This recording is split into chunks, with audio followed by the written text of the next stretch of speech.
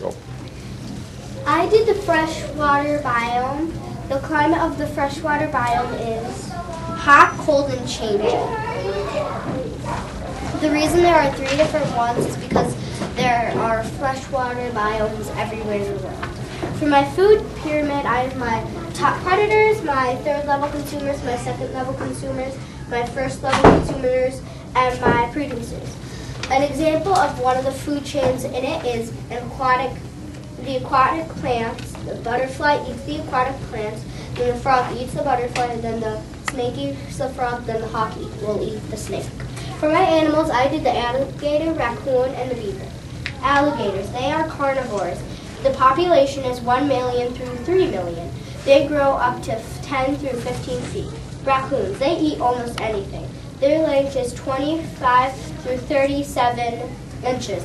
They weigh 4 through 23 pounds. They live to be 2 through 3 years old. Beavers, they do not hibernate. They stay in their lodges all winter. They are 23 through 39 inches and weigh 36 pounds. For my plants, I did the cattails, rose mallow, and the buttonbush. Their leaves reach 3 through 10 feet, so some animals hide in them.